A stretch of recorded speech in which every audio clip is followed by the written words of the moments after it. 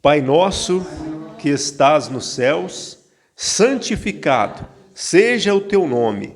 Venha o teu reino, seja feita a tua vontade, assim na terra como no céu. Dá-nos cada dia nosso pão cotidiano e perdoa-nos nossos pecados, pois também nós perdoamos a qualquer que nos deve. E não nos induzas em tentação, mas livra-nos do maligno. Graças a Deus. Amém, meus irmãos? Vamos ler então em Efésios, carta do apóstolo São Paulo aos Efésios capítulo 2, versículo 8, que diz assim: Porque pela graça sois salvos, por meio da fé. E isto não vem de vós, é dom de Deus. Não vem das obras, para que ninguém se glorie, porque somos feituras suas, criados em Cristo Jesus para as boas obras, as quais Deus preparou para que andássemos nelas. Amém? Graças a Deus. Veja só, a nossa salvação, ela vem de Deus, porque nós somos salvos por iniciativa de Deus. Primeiramente, pela graça de Deus. Ou seja, o que é a graça? É um dom de Deus. A graça é um presente de Deus. A graça é um presente que nós não merecemos. É um favor que nós não merecemos. Então, começa com Deus. Por meio da fé. Ou seja, nós recebemos a salvação que vem da graça de Deus pela nossa fé. Mas a fé também é dada por Deus. Ela é um dom de Deus também. E não vem das obras. Embora, quando nós somos salvos e recebemos a salvação pela fé, nós começamos a andar em boas obras que foram preparadas pelo próprio Deus. Veja que até as boas obras é Deus quem preparou. Então, Deus preparou a salvação pela sua graça, a fé e as boas obras para nós andarmos nela. Então, quando nós somos salvos, nós vamos andar em boas obras. Nós vamos praticar as boas obras. E ninguém poderá se gloriar, porque isso não vem de nós. Isso não vem dos salvos. Isso vem de Deus. É dom, é presente de Deus. A palavra dom quer dizer oferta, quer dizer presente. Um presente que nós não merecemos. Isso não vem de nós. Não é pelas obras. As obras, ela é consequência da salvação. Primeiro a pessoa é salva, depois ela começa a praticar as boas obras, a andar em boas obras. Mas alguém que é de Deus pode não andar em boas obras?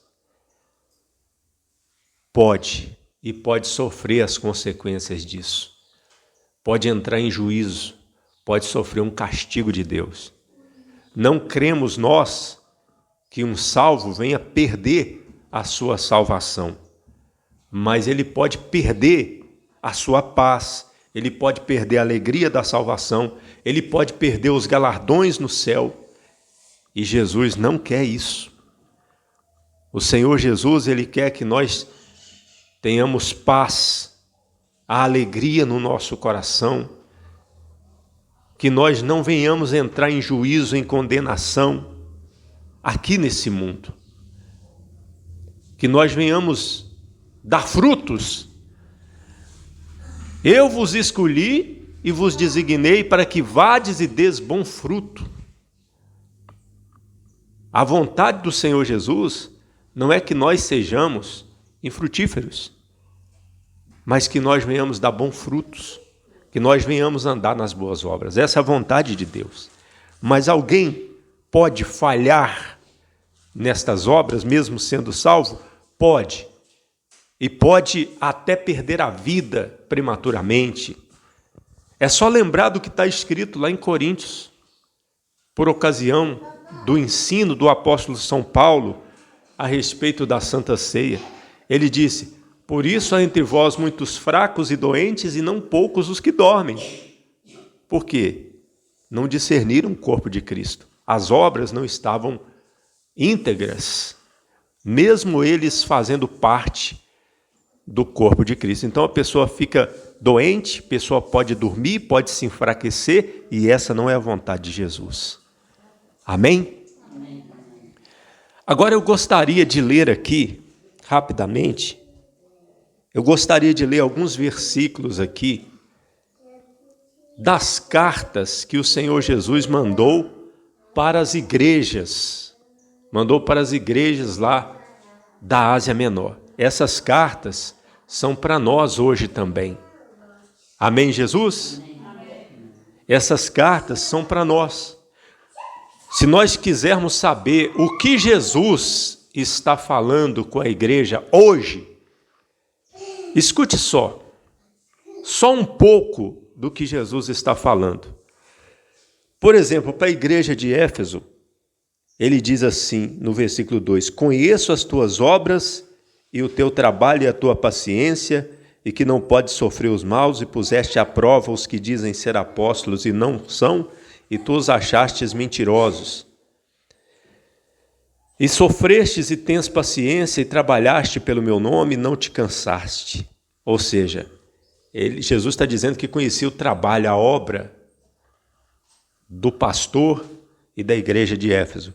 Só que ele diz assim: tenho porém contra ti que deixaste o teu primeiro amor. Aí alguém pode perguntar o que é esse primeiro amor que Jesus está se referindo.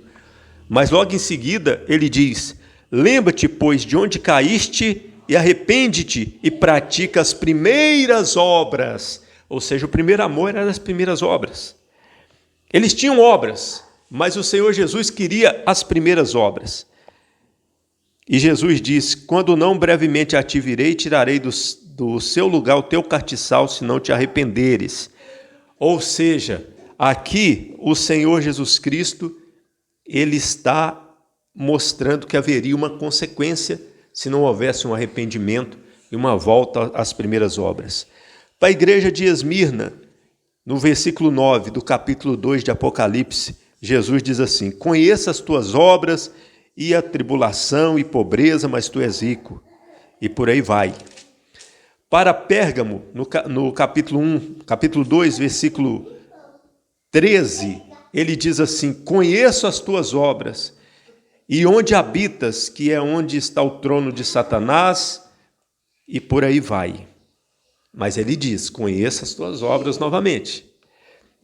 Para a igreja de Tiatira, ele diz assim, no versículo 19: eu conheço as tuas obras, e amor, e serviço, e fé, e a tua paciência, e que as tuas obras são mais do que as primeiras. Ou seja, as primeiras obras não foram tantas como estas últimas obras que a igreja de Tiatira tinha.